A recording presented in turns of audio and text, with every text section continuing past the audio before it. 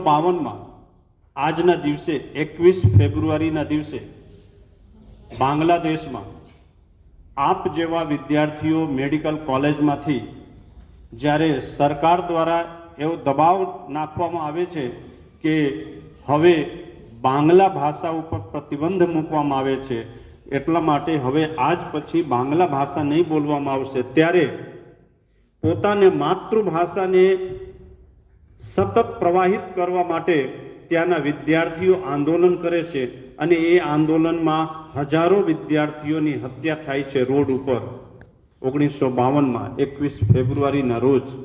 અને એમ કરતા કરતા 17 નવેમ્બર 1999માં યુનેસ્કો દ્વારા આને વિશ્વ ભાષા દિવસ તરીકે આજને દિવસને ઘોષિત કરવામાં આવે છે. એટલા માટે આજને દિવસને આપણે વિશ્વ ભાષા દિવસ તરીકે મનાવીએ છીએ.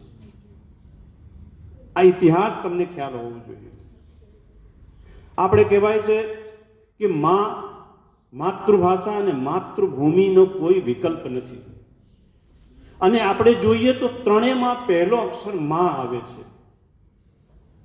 અને માં વિશે તો આપણે કોઈ દિવસ કાંઈ કહી જ ન શકીએ, કારણ કે માં જે છે માત્ર જન્મ નહીં, એ આપણને જીવન આપે છે, સંસ્કાર આપે છે અને રાષ્ટ્ર ભાવના સાથે આપણને અનુશાસન શીખડાવે છે. માટે માં જે છે પૃથ્વી ઉપરને સર્વપ્રથમ ગુરુ તરીકે કહેવાય છે. માં એ ખાલી જન્મ આપનાર મૂર્તિ નથી. માં જે છે એ નિસ્વાર્થ પ્રેમ આપનાર, સ્નેહ આપનાર, સમર્પણ આપનાર એ પ્રકારની મૂર્તિ છે. માં વિશે આપણે વિશેષ કંઈ કહી ન શકીએ. કોઈ વ્યક્તિ માં વિશે વિશેષ ન કહી શકે, કારણ કે માં જે છે એ સર્વશ્રેષ્ઠ પાલનહાર છે, માં જે છે સર્વશ્રેષ્ઠ પોષણહાર છે અને માં જે છે સર્વશ્રેષ્ઠ મમતાવાળી છે. એટલા માટે માં વિશે વિશેષ કાંઈ ન કહી શકે. કોઈ એમ કહેતો હોય કે માં વિશે લખીએ, માં વિશે આપણે એમના વિશે આપણે રચના કરીએ, તો આપણે એમ કહી શકીએ કે જેને આપણને લખેલું છે એના વિશે આપણે કેમ લખી શકીએ? જેમને પોતાના ખૂનથી, પોતાના આત્માથી, પોતાના માંસપેશીઓથી આપણી રચના કરી છે, એમના વિશે આપણે કેવી રીતે રચના કરી શકીએ? તમને એક વાત કહીએ કે જ્યારે એક વખત એક ભક્ત જે છે ભગવાનના મંદિરમાં જઈ અને ધમ પછાડા કરે છે કે હું આટલા બધા 4 ધામ દર્શન કરી આવ્યો, 68 તીર્થનું સ્નાન કરી આવ્યો, આખા રાત દિવસ હું તમારી કથા મેં સાંભળી, મંદિરમાં રાત દિવસ મેં તમારી પૂજા કરી, તો એ મારી જે ઈચ્છા, મારી જે માંગણી છે પૂર્ણ નથી થતું. ત્યારે ઈશ્વર પ્રકટ થાય છે અને એમ કહે છે, પાગલ, તારા ઘરમાં તારી માં છે, એટલે પહેલા જા તારા માનો પગ દબાવ, એમની માથું દબાવ, એમની સેવા કર, એમના ચરણ સ્પર્શ કર અને એમને ચરણમાં બેસ અને પ્રાર્થના કર. માં તને આશીર્વાદ આપશે ને ત્યારે તારી ઈચ્છા પૂર્ણ થશે. હું તો સેકન્ડ નંબર ઉપર, બીજા નંબર ઉપર આવું છું, પહેલા તું માની પૂજા કર. એટલા માટે કહેવાય માં માતૃભાષા અને માતૃભૂમિનો કોઈ વિકલ્પ નથી દુનિયામાં. આ એક જ વખત જીવનમાં આવે છે. માતૃભાષા જેમાં તમે સ્વપ્ન જુઓ એ ભાષાને માતૃભાષા કહેવાય. જે ભાષામાં તમે પોતાના લાગણી વ્યક્ત કરતા હોય એને તમારે માતૃભાષા, એને માતૃભાષા કહેવાય. જે ભાષામાં તમે ફિલ્મ જોવા ઈચ્છતા હો, જે ભાષામાં તમે વાતો કરવા ઈચ્છતા હો, જે ભાષામાં તમે મજાક કરવા ઈચ્છતા હોય, જે ભાષામાં એકબીજા ફ્રેન્ડ સાથે તમે અપશબ્દો બોલવા ઈચ્છતા હો, એ ભાષાને માતૃભાષા કહેવાય. કારણ કે માતૃભાષાનો કોઈ વિકલ્પ હોય જ નહીં. દુનિયામાં તમને કહું, અંગ્રેજી છે, અંગ્રેજીને મામી કહેવાય. શું કામ? મામીને ખર્ચો કરી અને દેણું આપી, લોન ભરી અને પછી એને લઈ અવાય એટલે મામી કહેવાય. સમજાય છે? તમારી રાષ્ટ્રભાષા હિન્દી હોઈ શકે છે, એટલે બીજા જે ભાષા તમારે ગુજરાતી સિવાય જે ભાષા હોય ને એ ભાષાને આપણે માસી કહી શકીએ. સમજ્યા તમે? અને જે તમારી માતૃભાષા છે એ તમારી માં કહેવાય, તમારા મમ્મી કહેવાય, જેમાં તમારી લાગણી વ્યક્ત થાય. અને દુનિયાના દરેક ભાષાઓની જે જનની છે ને એને સંસ્કૃત કહેવાય, એ તમારી નાની કહેવાય. એ કોણ કહેવાય? નાની કહેવાય. એટલે એમ કહેવાય કે અંગ્રેજી જે છે ને તમને વિશ્વ સાથે જોડી શકે છે,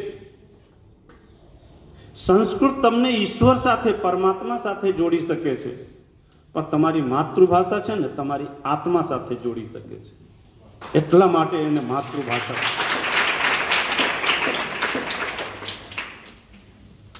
એક વખતની વાત છે કે એક ભાઈ છે, એવું એક એને ચેલેન્જ કર્યું કે ભાઈ હું કઈ ભાષામાં મારે જન્મ થયું છે, મારી માતૃભાષા કઈ છે, મને કોઈ કહીને બતાવે તો એને હું આટલા રૂપિયા જે છે ને પુરસ્કાર આપીશ.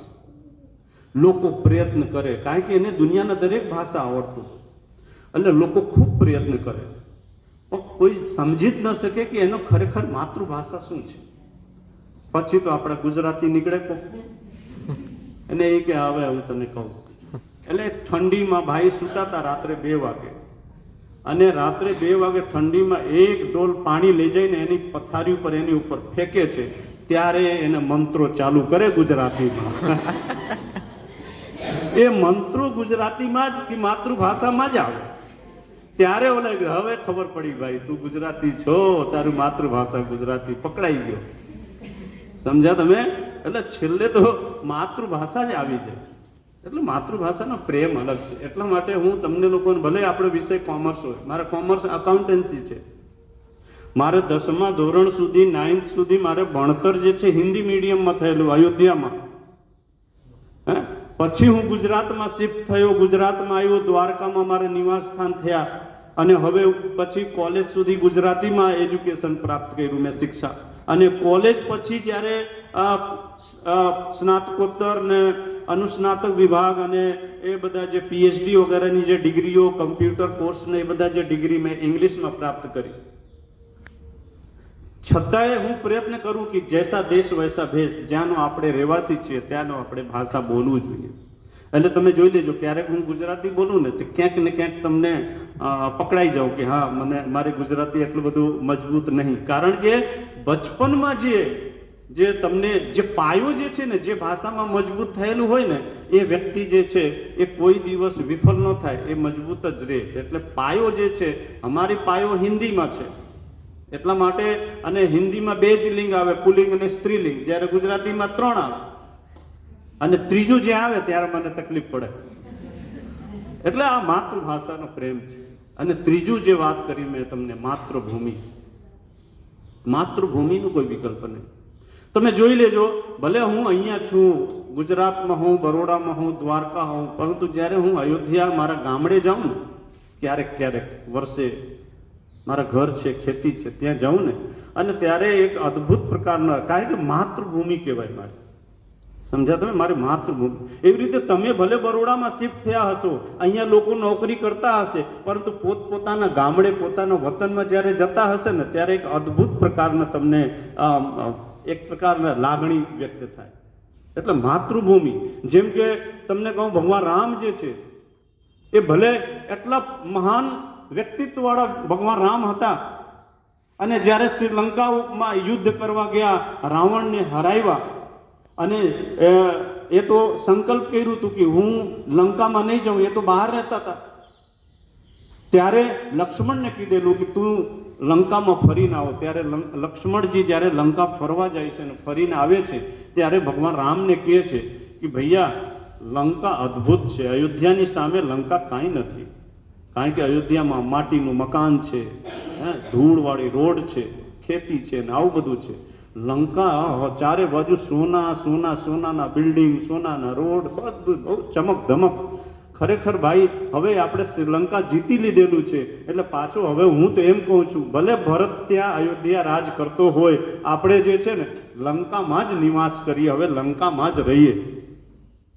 ત્યારે ભગવાન રામ કહે છે કે અપિત સ્વર્ણમયી લંકા નો મેં લક્ષ્મણ રોચતે જનની જન્મભૂમિશ્ચ સ્વર્ગાદપ ગરીયસી, કે હે લક્ષ્મણ, મને ખબર છે કે શ્રીલંકા જે છે એ સોનાનું છે, ગોલ્ડનું છે, પરંતુ જનની જન્મભૂમિશ્ચ સ્વર્ગાદપી ગરીયસી, પરંતુ જ્યાં આપણો જન્મ થયેલું છે એ માતૃભૂમિથી વિશેષ દુનિયામાં કંઈ હોઈ ન શકે, એટલા માટે મારે મારા માતૃભૂમિ, મારે અયોધ્યા જ મને ગમે છે, એટલે મારે ત્યાં જ રહેવું છે.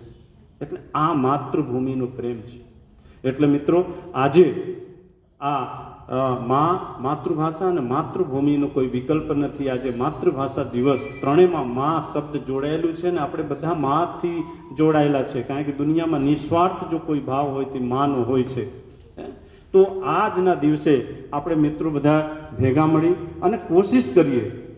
જો દુનિયામાં કોઈ પણ વ્યક્તિ એવા નથી કે જે પોતાની માતૃભાષામાં ન ભણતા હોય. જે માતૃભાષામાં, અહીંયા જેટલા લોકો છે બધા માતૃભાષામાં જ ભણીને આવ્યો. ભલે ઇંગ્લિશના પ્રોફેસર હોય ને સુરેન્દ્રભાઈ, તો એ ભણ્યા હશે માતૃભાષામાં જ.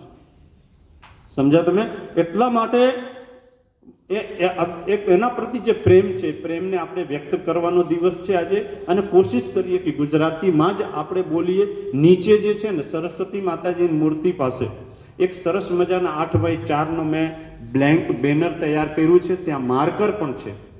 અને આપણે અહીંયાથી જેટલા લોકો આજે કેમ્પસમાં છે એ બેનર ઉપર જઈ અને ગુજરાતીમાં પોતાની માતૃભાષા, ભલે જે પણ તમારી માતૃભાષા હોય એ માતૃભાષામાં તમે તમારો હસ્તાક્ષર નીચે કરજો અને પછી જ ઘરે જાજો. તમે સમજ્યા? તમે એમાં હસ્તાક્ષર કરજો.